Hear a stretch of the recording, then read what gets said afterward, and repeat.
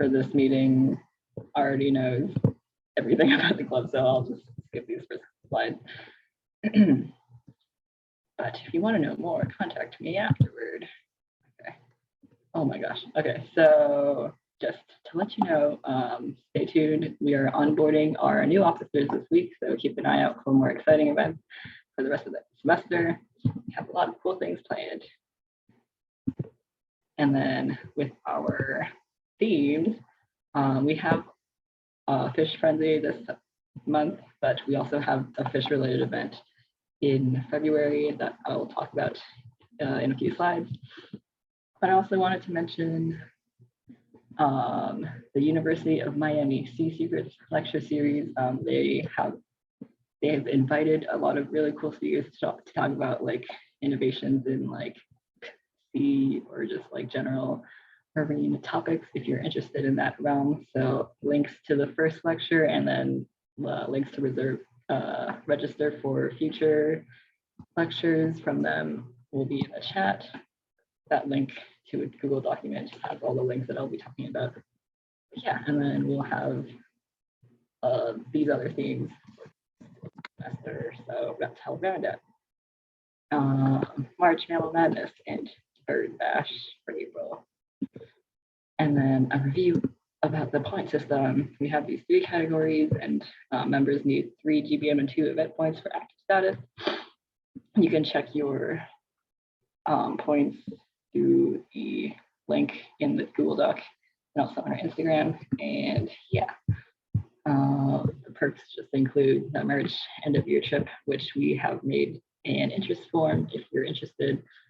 We have a lot more information, or we have some more information on there, but we'll be solidifying the details over the next couple of months.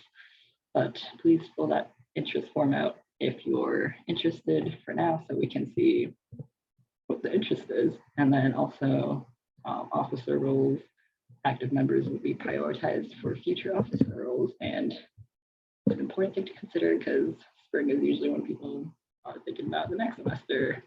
So yeah, keep an eye out, or keep an eye out for our events so you can earn points for the club. And then just another reminder that we are collecting these items for TerraCycle to upcycle them into other items. These are typically items that cannot be recycled, and we just wanted to collect them and take them out of the waste stream. So it includes bottle caps, fabric and clothing, personal care items, and office supplies.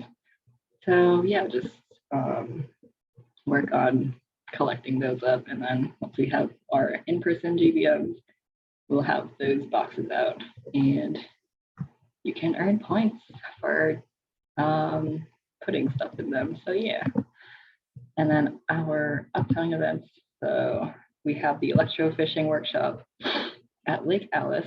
We have Dr. Chuck Sikra, a UF faculty who does labs on Thursdays at Lake Alice, and they do electrofishing, and then they sample the fish, tag them, and measure them afterward.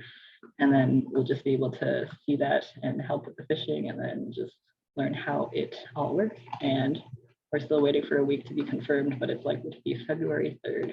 I'll let the people who signed up know if that date changes. And you can also indicate if you can't make another day on the form. And then also we have a volunteer event on February 12th.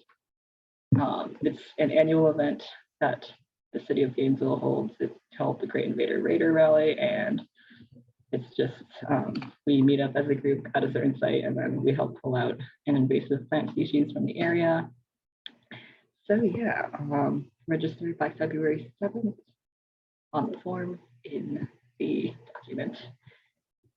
And yeah, without further ado, please welcome our speaker and tour guide, John Slapcinsky. He's the collections manager at the Florida Museum of Natural History.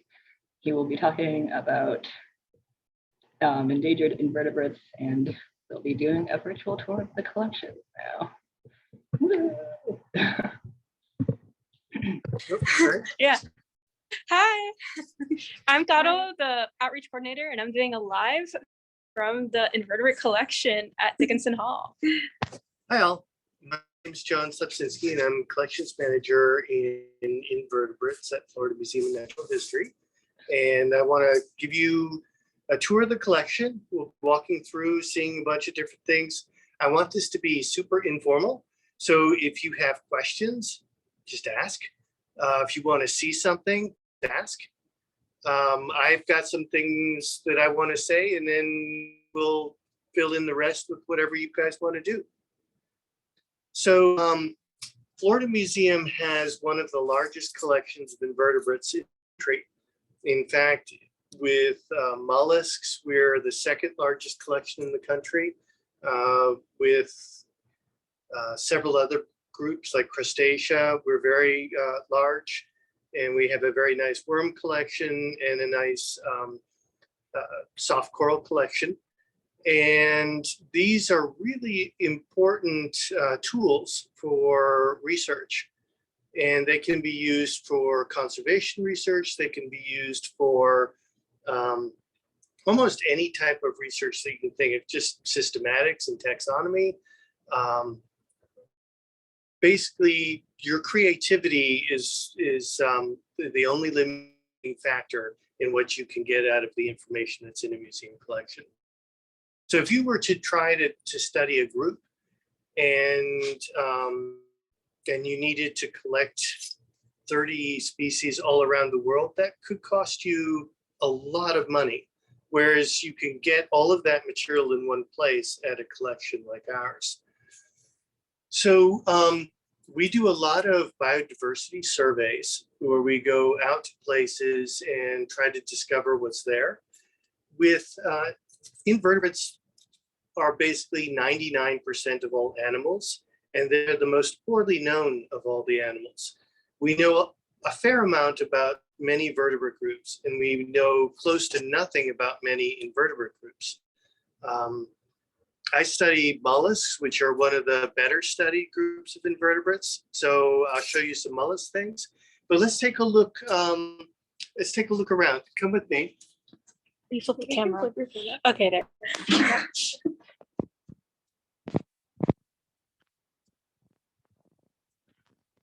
This pile here is part of a large expedition run by NOAA, National Oceanographic and Atmospheric Administration. And they're trying to discover life in many reef areas. And the problem with reefs is most of the diversity in a reef is hidden. It's inside a matrix of stone, basically. And so the only way to sample that is to try to get inside the stone. And you really don't want to crush up a bunch of coral reefs to see what's inside. So one method that people have started using is something called arms. And what arms are is, I wish I had one here, but they're like a plastic box with sheets of, basically sheets of vinyl, PVC. Yeah. And you set that out, you set this little box that's all bolted together down on the bottom, and you leave it for a couple of years. Eventually, you get corals start colonizing it, bryozoa colonize it, and it starts to look like a reef. And what you can do is a couple of years later, you can harvest that. You've got a known space, and you can just unscrew the bolts, pull it all apart, and see what's inside. And that's what this is. This is a bunch of different arms samples across the Pacific. I don't know what these acronyms are. Guam, GUA, that's Guam, the island of Guam, which is in the Mariana Islands. This is probably Wake Island here. So, and this is Maui. And each of these, there's a crab that was in one of the arms. This crab is really cute too. Oh, he's Yeah. cute. That's Yeah. a little cuter. There's a file clam, and these guys are bright red in life. The body is bright red, the shell is white. And these guys just live in little crevices in the reef. And so by doing this, you can start to sample, get an idea of how many species you find in these little fake reefs. And that gives you a much more quantifiable idea of what's going on in different parts of the Pacific. So when we're doing this, we're not just collecting the specimens. Let me show you something. We'll put it this way. How long does the pigment last on the shells? The shell pigment tends to last a long time. If you keep it out of the sun, most shell pigment will last hundreds, probably thousands of years. Out of the water, out of the rain, and in a cabinet like this. Mm-hmm. Do they fade in wet collections though at all? So wet collections, that's what I was just going to get at. One of the things that we do, come with me here. So when we're out there, we like to take photographs. These are old and faded, and the colors have changed. But we take photographs, we take digital images so that we know what these animals look like in life. So you've seen nudibranchs. Mm-hmm. I mean,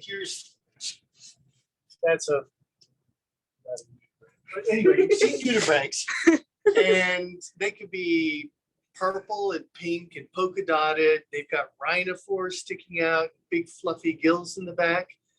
When you preserve those in ethanol, the color leaches out into the ethanol. The rhinophores pull in, the gill pulls in, and what you have is something that looks like a ball of slime. In fact, we'll take a look at one.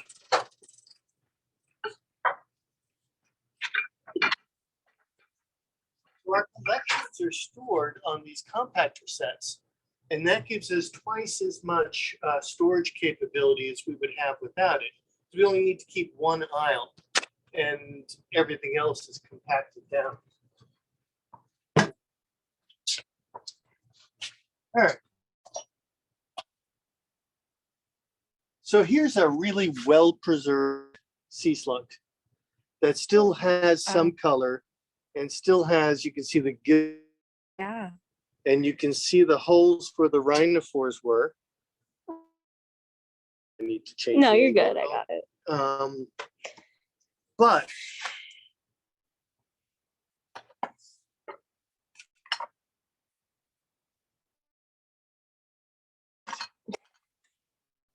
But a lot of them lose their color, their texture, and they just look like balls of snot.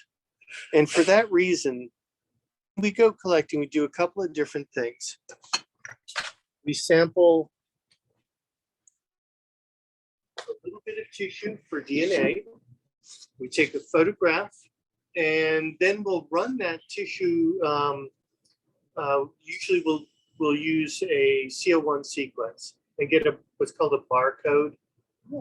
It doesn't really work that well like a barcode, but you can tell species in many cases, or probably most cases, with these barcodes, little snippets of the CO1 gene in animals works really well. I drew that. And you can do something, I saw that. And then Oh, wow. You can generate a tree. Do you see how small those letters are? This tree is some of our crustacea. Wow. And only for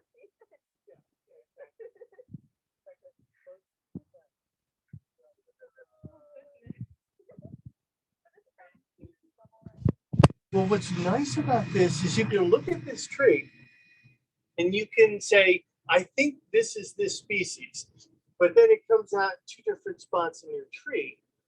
And that tells you need to take a closer look to figure out why. And in many cases, it's because there's a lot of hidden diversity that we don't see. Invertebrates, they're not like us in that they don't use visual cues like we do. So we tell things apart visually.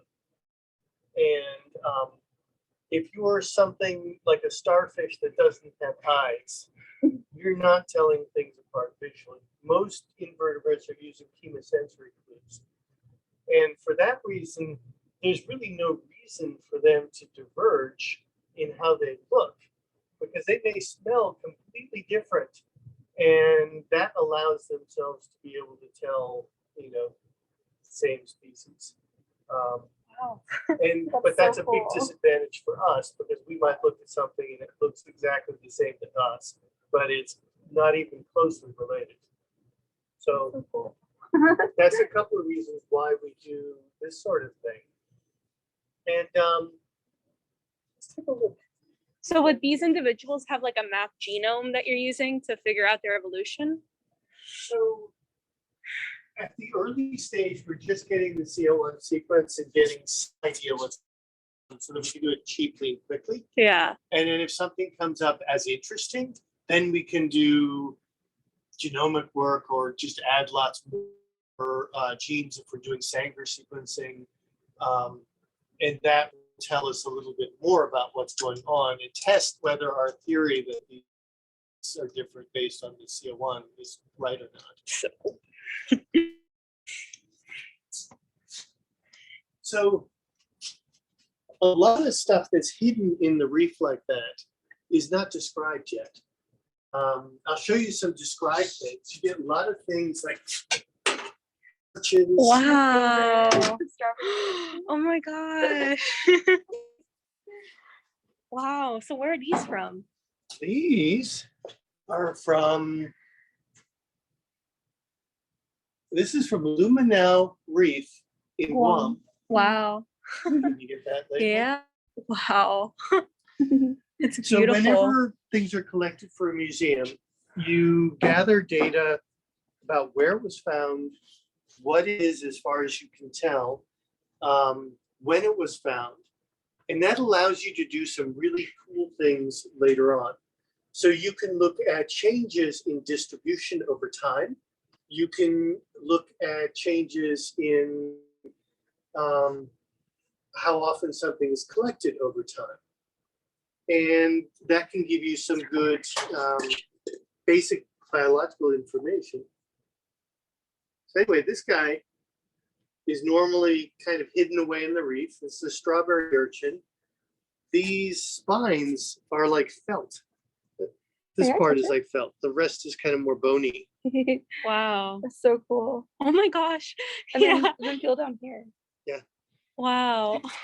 So we're very, very lucky here in Florida in that we have a young collection that's almost entirely digitally databased, and that we have a fair amount of photos and other things.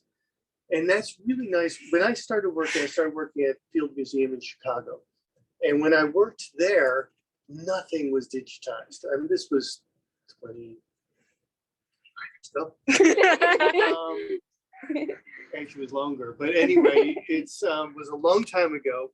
And even if you ask me something simple, like what do you have from Cook County, which is where Chicago is, I couldn't answer that question. It's a real simple question. If you have everything digitally available, then you just do a search and you know immediately what you have from a particular place. So it's really important to have things digitally available. And by sharing the photos and the digital information, you can do a lot of different things with museum collections. So is the other strawberry urchin in there faded a little bit, or is he just a different color? It's it might be older and it looks weather worn, eaten up. It looks Yeah. ratty. Yeah, So it might just be an older individual. that makes sense. It's preserved the same way. Yeah, as and this she's way one. bigger.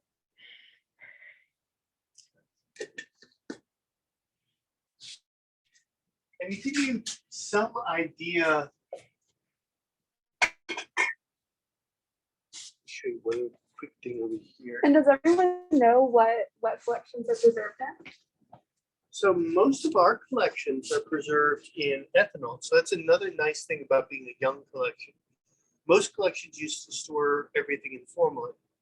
And we still do that for things like jellyfish and really soft, fragile things, because it hardens the tissue and keeps them from just falling apart in the ethanol. Right. But for most animals, we don't do that anymore. We just preserve them in ethanol. Formalin is a carcinogen. And that's So, another problem. Yeah. That's a huge problem. But beyond that, you Wow. can't get DNA from something that's fixed in formalin that easily. Does it leach instead of formalin? Is that the issue? It breaks the DNA. That's why it's a carcinogen. Oh I wow. think it Yeah. does something like The shredded binds out the DNA. proteins. Yeah. Yeah. This is not what I want to show you. What did I want to show you? I want to show you this one. Oh, she's cute. That Oh. guy is found in Southwest Florida. It's probably the most common shallow water starfish down there. I've never even seen that one before. But take a look on these labels, you'll see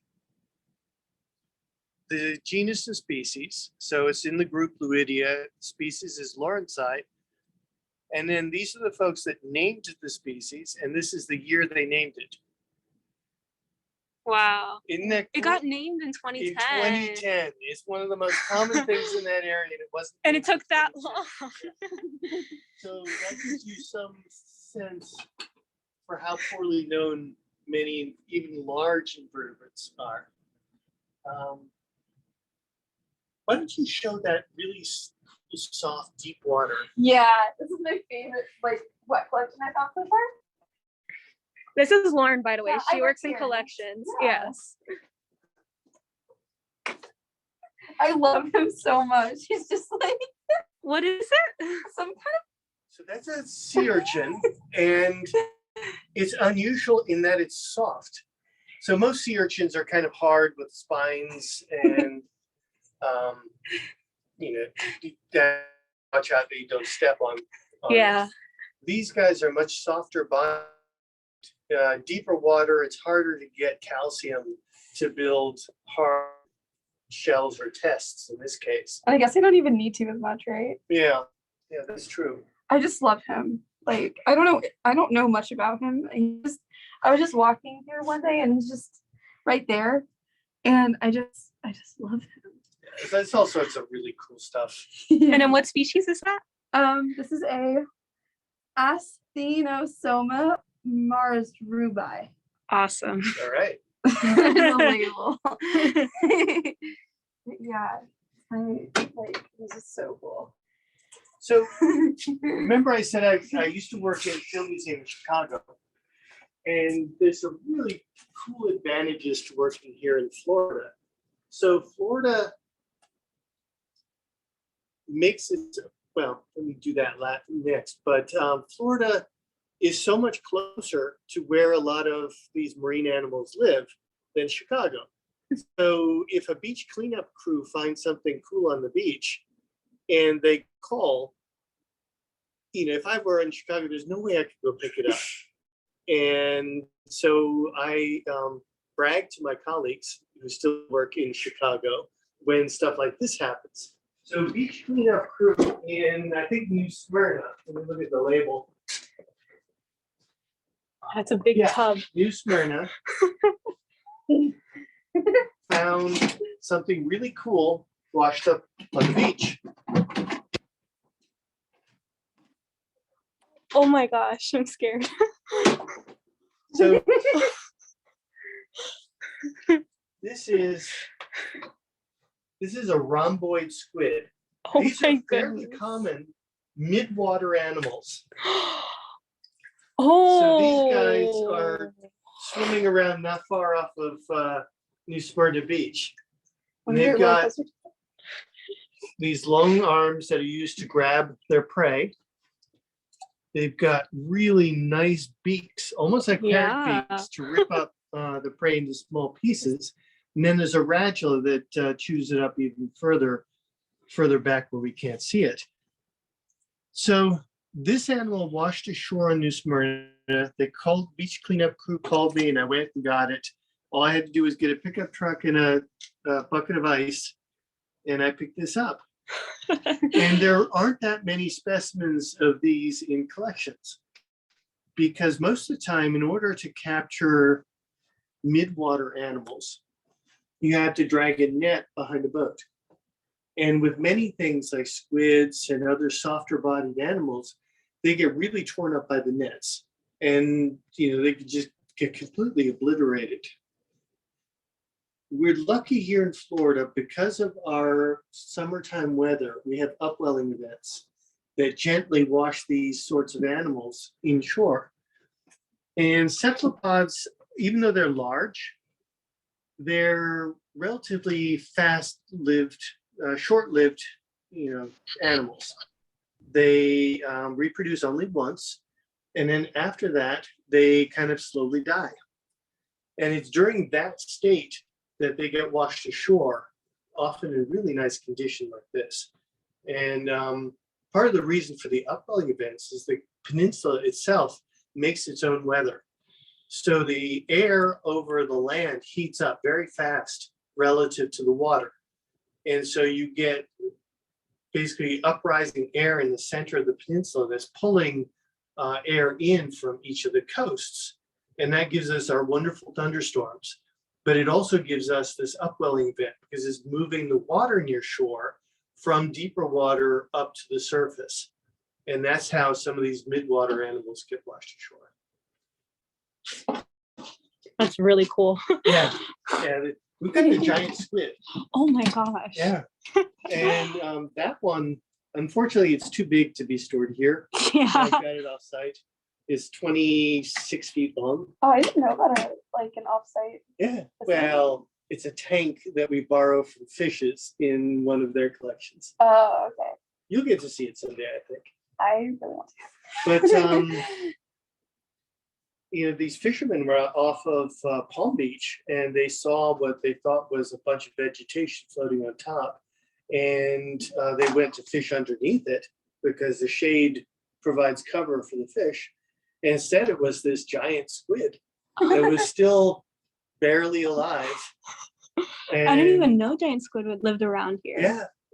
Ours aren't as big as the ones in the Pacific. Yeah, I've seen those in the field museum that you mentioned. They have the big one there. Okay. Yeah, my mom's from Chicago. Oh, cool. Did you Yeah. see a preserved one? Or Yeah, they have a big preserved one, like That's in the really cool. museum. Yeah. Well, maybe I gave it to your mom while I was in Chicago. It was like 20 years ago. Yeah, my mom grew up there and then moved here. Yeah. So she moved here in the 80s. Well, then Yeah. she was already here before. Mm-hmm. Anyway, let's head this way. So we have wet collections, but we also have dry collections. The dry collections are so pretty. We're going to go look at some Okay. dry collections. So mollusks in particular, because they have shells that last a long time, often you collect them just as a dead shell, off the beach or even out you're snorkeling or diving. And so those go into a dry collection. Let's see, let's do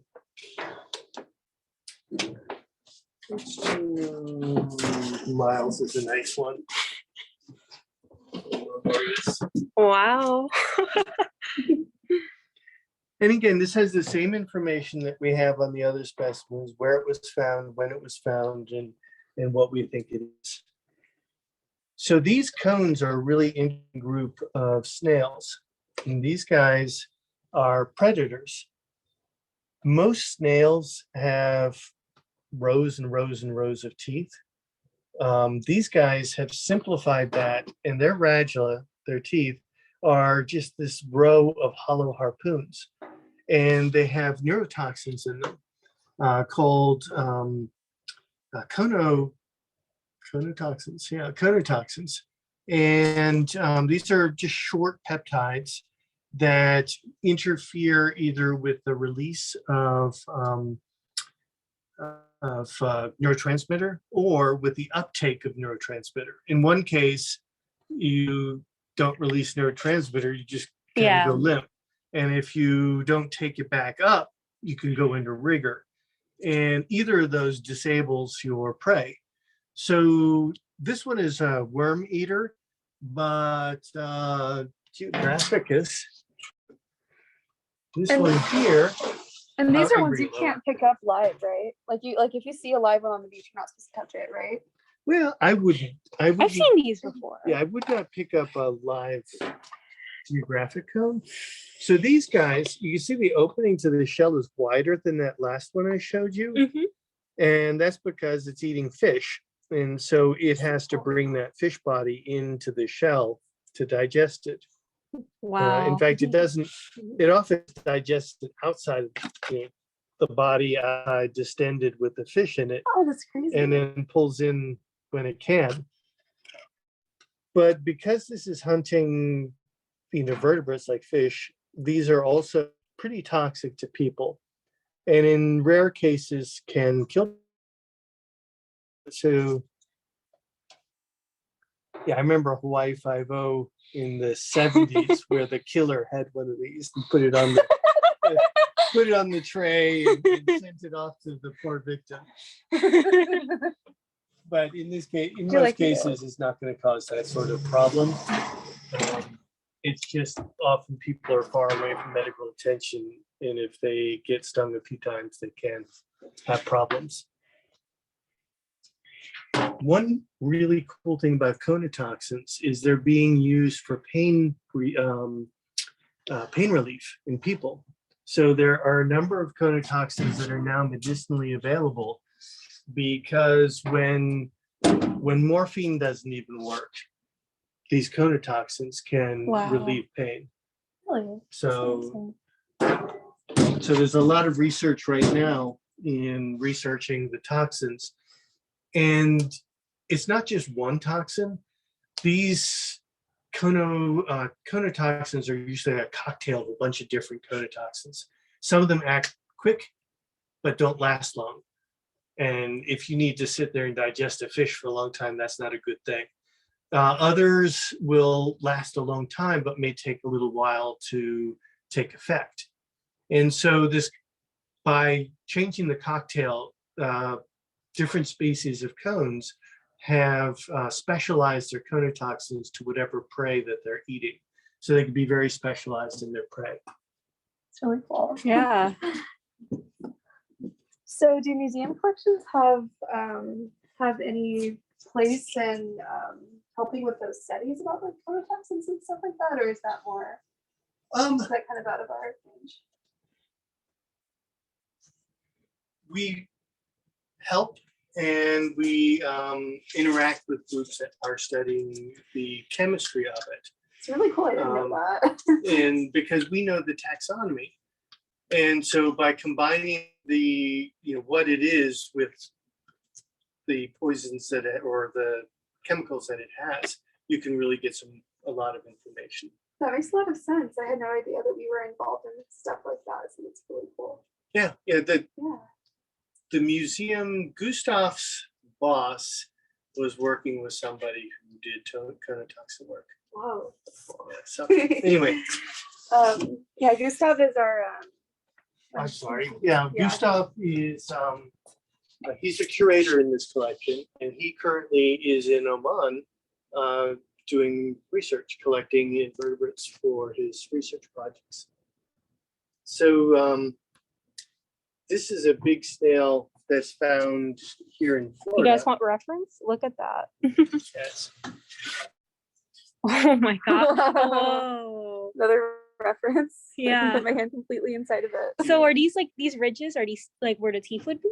Or They're not teeth, though they're called teeth. yeah. What these basically are is thickenings in the shell to make it harder for, there are lots of crabs that crush shells. Yeah. And it makes it harder to break the shell. It makes the shell much stronger. And then in the cases of things like land snails, they often have these sorts of teeth. And what those do is they keep arthropods from going into the shell and eating the animal. Oh. Because the arthropod has a hard body, can't get past those Yeah. teeth. It's gonna be confused. The snail just kind of oozes out between the teeth. So is this a land snail? no, this is a marine. Yeah. Anything What this species big is is this? marine and that thick, because it's very hard to get calcium. Species right there. Yeah. So that's in the Monroe Keys. County for you Florida people. So Gustav was diving off of Tampa area, off of St. Pete, and he saw these guys. These are urchins, that are pretty common in the Gulf of Mexico. He was seeing one after the other of these dead shells of these. Are they sea biscuits? We got a question about that. Yeah. And if you notice, they all have these holes burned into them. And that's made by this guy. This guy is a specialist on these biscuits. He's a murderer. Yeah. I thought they were gonna be birds. Yeah, I thought they were going to be birds. So he's diving in circle, or I think he was diving. He was diving. He was noticing these things. And eventually, the trail of dead biscuits led to one of these. Ultimate betrayal. Yeah. So it was specifically this guy. Not that. No. Not that. This guy. Oh. But He's an example. same species, Okay. but Yeah. I don't have the one that he. Wow. You know, looking at this, I would have called it a sand dollar. What's the difference between this and a sand dollar? Are sand dollars also originals? They are all related, and basically they're just different thicknesses of the shell of the test. Oh, wow. Those are common names, biscuit and Right. sand dollar, but they're all the same group. That's so cool. I didn't know that they were originals. And then how long does it take for him to eat that? Like, did it have very fast reflexes? Because you think snails, mollusks. Well, these guys aren't that fast either, so it just kind of envelops it in the foot, and then drills the hole in and sticks its proboscis in and eats it out. It's like a very slow chase. Yeah, very deadly. So let's see. What else do you guys want to see? Do you guys have any requests in the chat? Yeah. Any shells or invertebrates? And invertebrate time. Come on. I can show them some of my favorites if no one has any ideas. Somebody will. We can continue on. Can and we show them? as people Oh, sorry, go ahead. you were Can we- suggesting? Can we show them xenophorus? Of course. The kind with like the Yeah. accumulated- They're Okay. gonna be right behind you. So they're gonna be right next to the comments. Let me make sure I close everything. And if you would roll that for me, please.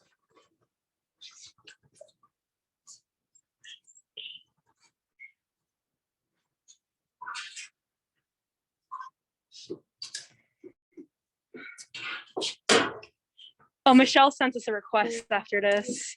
145 A and B. So if you look at the upper left of the cabinets, they're numbered. There you go. Where are the blue ones? These are Let's see what's done. Is there anything low enough? Okay, that's already calories. Try the other capital stuff. There might be some, no, the left-hand cabinet. oh. Yeah. There we go. Oh, There's some yeah, lower, okay. low enough that we can see them without holding them. So these like accumulate Whoa. things on the surface of the shell. So these have like corals on it. That's so and cool. some other ones have stones and like other shells on it. Yeah, here's one that has some clams. So where's the actual animal? Like, this It's is a real really shell. neat. That's the shell in the middle there. That's the real shell. And then all of these attach themselves to him. Well, no, he just went out and got dead shells and glued them onto its body as it was Wow. I've never seen this blue one. Is this just like dyed from like It's something just, that happened there? growing. In the old days, in order to get good contrast for photography, they would stain it with that dye. Oh, I never knew that. And here's one with all this stuff on it. Wow. Yeah, these are one of my favorites. There's others with just like stones on them. Yeah, and some of them are just really amazing how regularly they attach stuff. And here's one with stones. And I've seen specimens before where what's attached to it is also identified. Yeah. Well, Yeah. there's some rare Wow, the look at deeper that. water guys will attach some really rare shells I see that. to their shell. What's this guy's deal? So that one washed ashore, so a lot of the stuff got knocked off. Oh, okay. So you can see there was a shell that had been where each of those flat spots is. That makes sense. And then Michelle's request is heterocentrotus sea urchins. Okay. After that, I think we should show them one of each of those shells in your office. Okay.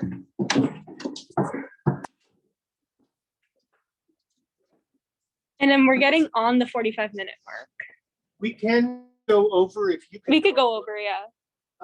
Michelle, do you remember the family for Heteris introtus? That's the pencil urchins, right? Yeah, Are those different? She said yes. Yeah. they're in the cabinet thing. Heteris, will that do? He said Eusiderus. Is that what you wanted? Well, Heteris introtus is different, but I can find the Eusiderus easily. Michelle? What? An hour for That looks cool. Isn't that nice? Yeah. Let me see if I can find. Here's the acanthus, which is the pencil urchin. Oh wow. Huh. So these would these have neurotoxins on them? Like what's their purpose? No, I don't know. I'm not sure what the. So for some of them, like these guys, it's clear. Yeah, it's if you Right. step on it, you get Yeah, hurt. if you Yeah. step on, or if you try to mount that, if you're a fish, it's gonna hurt.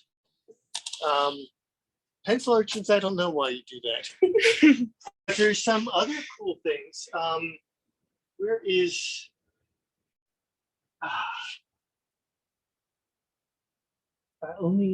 I work with mollusks mostly, so I am not the best with some of the other groups. But I'm gonna see what I can do. There is a really cool.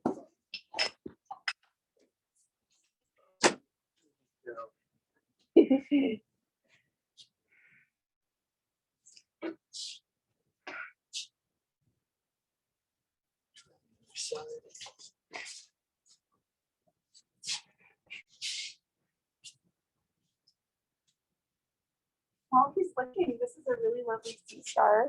Wow. Yeah, I really like. Patrick Star. Yeah.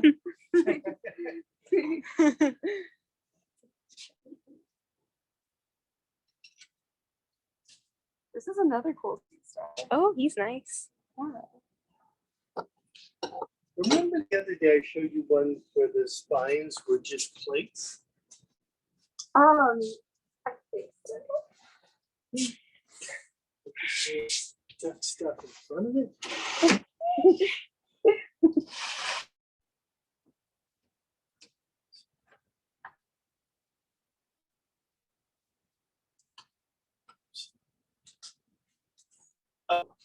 I think we'll have to If you move find on. them later, you can send Yeah. a picture to me and then I can send it in the chat. Yeah, Let's do totally. that. Yeah. Yeah. There's some of these guys where the spines are just little plates and they're little armored things that look like limpets because they're living in the same sorts of environments with the heavy surf. And so having long spines that can drag in the surf is not a good thing. You know, I've never seen a jellyfish specimen. Do you have one of those? Here's Heteris introtus. This is Michelle's request. Yeah, here you go, Michelle. Oh my I'm so gosh. sorry that it took me so long to find it. Those arms are crazy. Aren't they beautiful? Oh wow, let's see the other side for them. The red. Yeah. Wow. So is that the Wow. mouth? Yeah, mouth is down there in the middle. That's the Aristotle's lantern. Aristotle's lantern. I love that. Yeah, me It's really too. cool. I love it. So this is probably where that flat spine guy is. Yeah. Because I know I was just wandering through here when I saw it and showed it to you.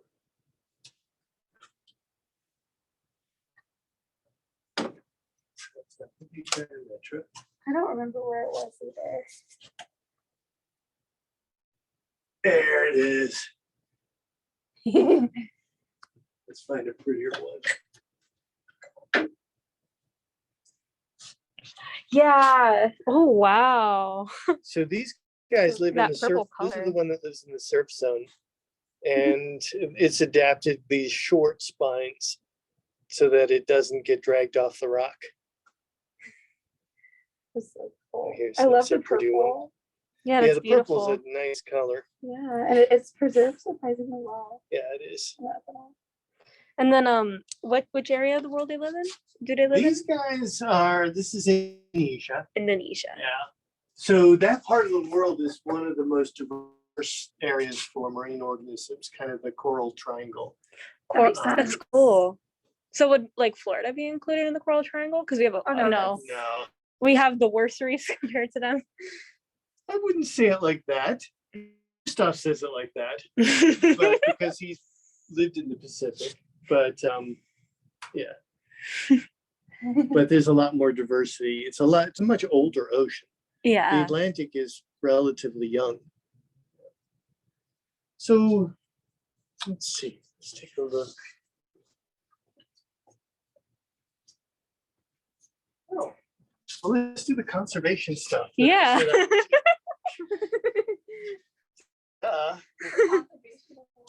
So when you think of endangered animals, what do you think of? Like pandas. Rhinos, Elephants. elephants, all those type of things. But if you look at extinction since 1500, more than half of them are invertebrates. In fact, more than half of them are mollusks. And of that, most of those are two groups of mollusks. One is North America's freshwater mussels. So these guys live only in freshwater. This is a group with 250, more than 250 species here in North America, and then species in other places as well. But North America is where these are most diverse. And these live primarily in rivers and lakes and other freshwater habitats. And they do something really, really cool. So do you guys know how most bivalves reproduce? I actually don't. They're broadcast spawners. So most marine bivalves will send eggs and sperm into the water, and zygotes will form out in the water column and then drop down, eventually become plants. So cool. Oh, it's so cool. That doesn't work in freshwater environments very well, because what happens to your population if you're sending everything out in the water? Where does it go? It just goes into the ocean. It goes downstream. Yeah. Into the ocean. If you're adapted to fresh water, You'll just That's- die. nonsense to your population. So what these guys do instead is the females will hold the eggs on their gills, have a brood pouch on their gills. Wow. And in many cases, they'll have lures. So they'll have something that looks like a little minnow sticking out of the shell, swimming like a minnow with eye spots, with fins, really nice mimicry. So Wow. cool. And when fish comes to eat that minnow, these guys will just let out all of their young. Which Oh, will, the fish will breathe in and they'll get into the gills or sometimes the fins. And so the young will live on the fish's gills for a while, feed, get transported upstream or downstream, whatever, and then drop off when they're ready. That's incredible. So it's a really cool adaptation, but it's a big problem for them in some respects. So if you go anywhere along the Mississippi or the bigger rivers in North America, you'll see piles and piles and piles, sometimes 3-4 stories tall, of these shells with holes in them. What do you guys think the holes are for? I know the answer, so I won't. Don't Is it answer they decalcify? It's like it's a result of pollution. As it literally looks like I took a hole puncher to the shell. Yeah, so why do you think they're all even like that? Does anyone in the chat? Look at the butt. There's a button. Oh my god, is it people? So in the old days, buttons used to be made out of unionids. Oh Out my of this group of gosh. I had plants. no idea. That's why none of us are None of wearing us the- have buttons. we're not wearing the appropriate outfit, but if you look at your plastic buttons, they're iridescent often like this because they're mimicking the buttons that used to be made out of freshwater plants. Oh my gosh. I Wow. learned that like a couple days ago, and I thought it was cool. Yeah, that's crazy. Like literally goes on his desk. Here's some pearls made by these freshwater clams. Wow. And pearls are basically just a clam's way of covering up a bit of debris that gets inside the shell. So sometimes a bit of sand or something will get in and be an irritant in the shell. And what they'll do is coat that with nacre, with the same stuff that they'll lay on the inside of the shell. And that smooths it out and makes that irritant less irritating. So a pearl is like just like phlegm, basically. It's just shell material.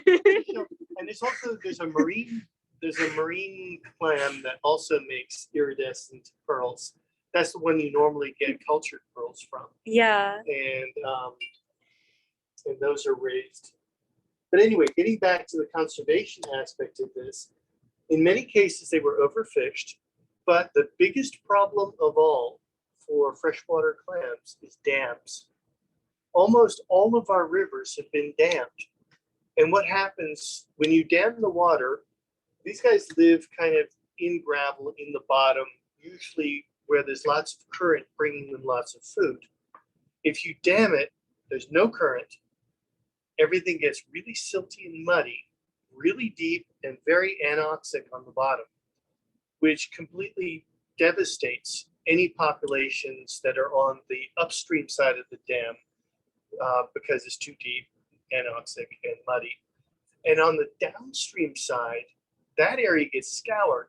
So a lot of the sediment gets washed down as they open the floodgates and let the water out.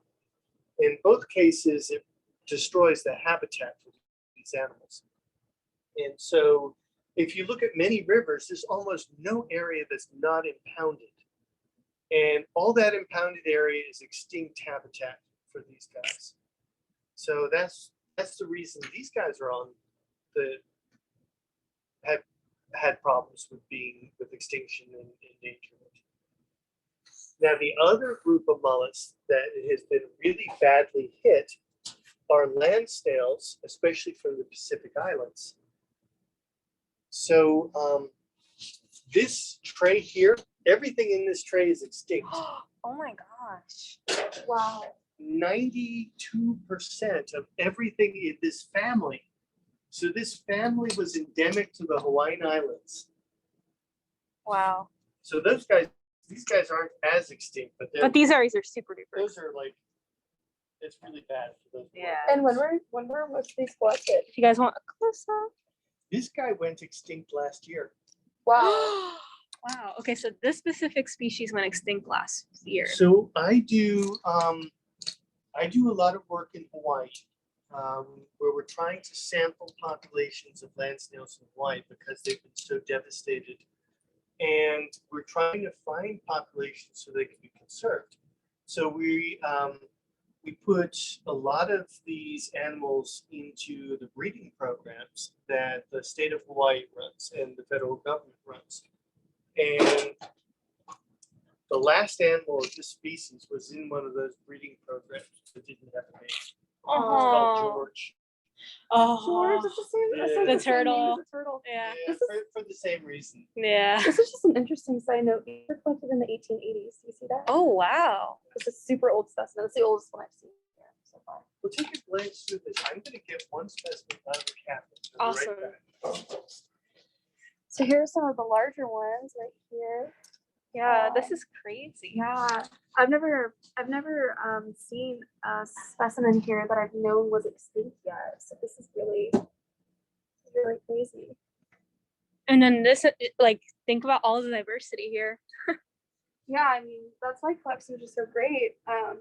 I used to work in herpetology before this, and I found a huge jar of these like really small frogs. There were probably like 200 or 300 of them. And then I looked them up and they're critically endangered now, but they were common back then. So it's the same here. Like, you can really see the difference in distribution and commonality with the collections over the years. So that's why it's really valuable to have those like really old collections like from the 1880s and stuff. And if you guys are interested in working the collections, there's always a need for volunteers. I can send Dr. Slapcinsky's information after the meeting.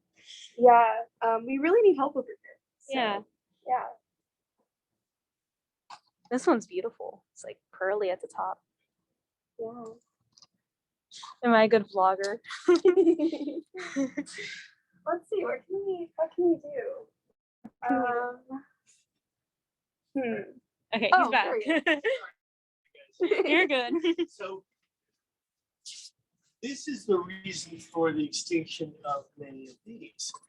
Oh, So it's in these. many of these guys had problems with introduced predators. So for a long time, things like rats and chameleons and other things have been introduced to the Hawaiian Islands and have eaten their way through some of the populations of these guys. But probably the most important predatory introduction was this guy here. This is a Florida native species called the rosy wolf snail, Euglandina rosea. They're so pretty. Oh, they're gorgeous. Evil. They're not evil. I mean, they're good in Florida and Yeah. Southeast. They're adapted to the area. Things can reproduce quickly enough that if some get picked off by Euglandina, it's not so bad. These guys have specialized to eating snails. So what they'll do is they've got an extra, like a mustache, sort of chemosensory organ from lappets, like lips. And they'll smell with these until they find a slime trail. And when they find it, they just follow the slime trail until they get to the animal that makes it. And so the Department of Agriculture in Hawaii thought, God, it'd be really cool if we introduce this thing to the Hawaiian Islands, because we've got this predator, this crop pest. So we've got this giant African snail that's eating up mangoes and whatever, and causing problems in the island. So we'll introduce this guy to get rid of this guy. And that's not what happened.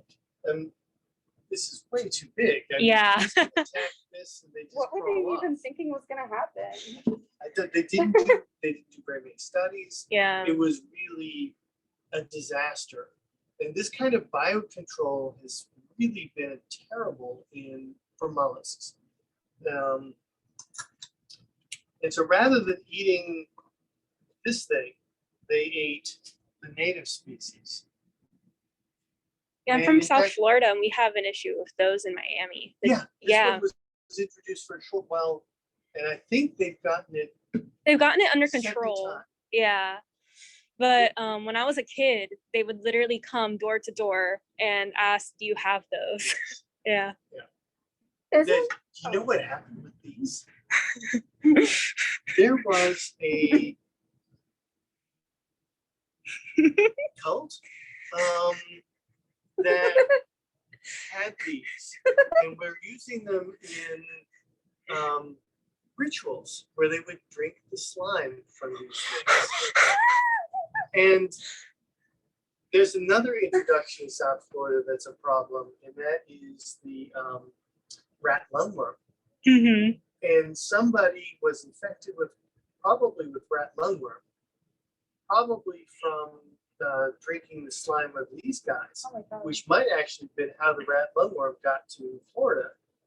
And so they got sick, and people discovered how to get sick. Well, I ate slime from snails, and so they went and they found that this group was releasing these African snails at their houses. And so they were starting to spread out into the city of Miami. That's a very Miami thing. Yeah. Very So Miami. it's really bizarre. And aren't they introduced other times because people keep them as pets and then you Yeah, know just yeah. release them and think that's okay? Kind Kind of like I've snakes. seen them offered as pets. The USDA is trying to keep that out as much as they can. Are there efforts to try to make it illegal or like what's Yeah, happening? it is illegal. Oh, It's already okay. illegal. You're Oh, not- yeah. you're definitely not I didn't supposed know to do that. Yeah. That's why they'd go to door, ask if you have it, and if you're like, I don't know, some weirdo that has a pet, they take it. Oh, But it's okay. usually people that don't know they have it in their garden. Like my grandparents, they've had a few in their garden and they didn't know. They Yeah. exterminated them. Wow. But I think that's mostly under control now. Yeah, from it's what way I've better. heard. Yeah, from when I was a kid. But in Hawaii, they're still causing.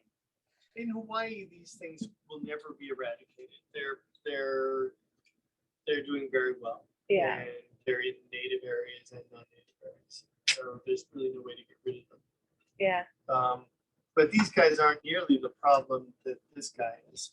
Yeah. But again, they'll probably never get rid of this either.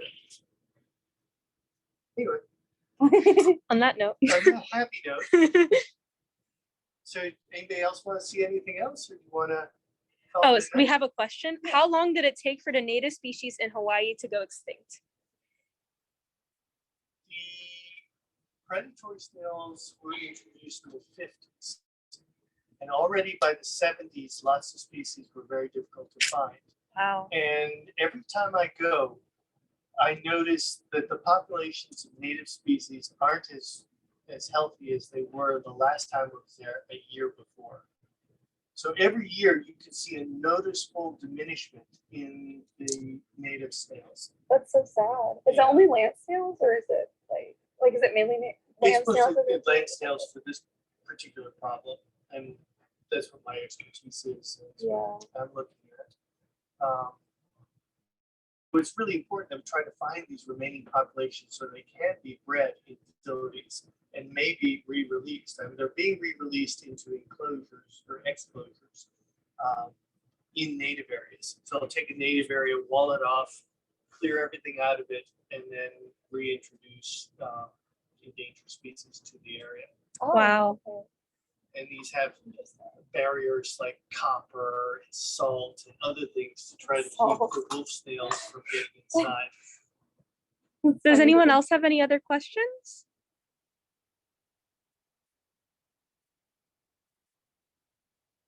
If no one does, I have my question, which is, is there any way for anyone in undergrad that's interested in helping out in the collections?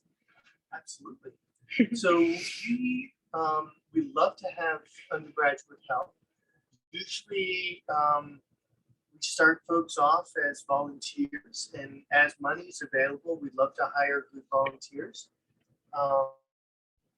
We have opportunities for, there's a lot of steps involved when a collection comes in, from taking it the bag, putting it in alcohol if it's a wet specimen, capturing the data about where, when, who found it, taking photos, georeferencing is another big thing that we're doing right now. And that can be remote So if you're looking for remote. yeah, it can be. So georeferencing is when you take verbal text data, like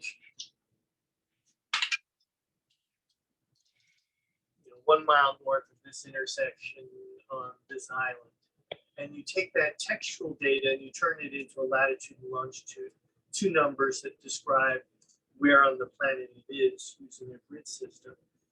And with that, you can automatically map things. You can't map something that's 1 mile north of such and such an intersection, because that means that somebody has to go sit down with a map, find the intersection, put the dot on it. Whereas if with latitudes and longitudes, it just takes that data and maps it on map. So with mapping, you can look at changes in distributions over time. You can look at lots of different things if you have that sort of data. That's awesome. Yeah. So tonight then I'll send an email. I could send an email out to the students. Absolutely. Yeah. Okay, cool. So if anyone's Do you have interested, yes, I do. And Of course you do. if anyone has any, Duh. if anyone has any questions on like what's a student of undergrads here, they can also reach out to me, because I've been working here for a month and I still haven't learned everything. Like, Yeah. but it's really fun and I highly recommend. And it's just, there's so much to do here, and I find it all really fun. And it's a great way to learn about an underrepresented group of animals. Yeah. Thank you so much for doing the No, tour. it's Yeah. fun. It was so fun. And at some point, maybe later in the semester, we could do a real life Tour. in-person tour. Yeah, that's gonna be awesome if it I happens. don't know why I call it real life, but In person. hands on, you can touch everything. Awesome. All right, guys. Thank you for coming. I'll let Michelle have the reins on the meeting.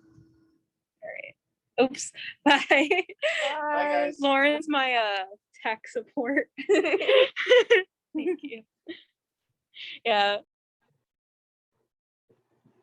Yes, thanks, Cara. For those remaining, I just have a quick announcement about the next GBM. Yeah, it's 2 weeks from now, February 7th, 6 p.m. It'll be a hybrid meeting. We have a room. It's the same room as last semester, and the speaker will be from the Croc Docs Lab at UF, because Reptile Month. Yes, or Reptile Roundup. But yeah, this lab just focuses on crocodilian, invasive reptiles, and threatened and endangered species, climate change, and human dimensions. So look forward to seeing you at that GBM. Other than that, we hope you have a good night. Thanks for coming.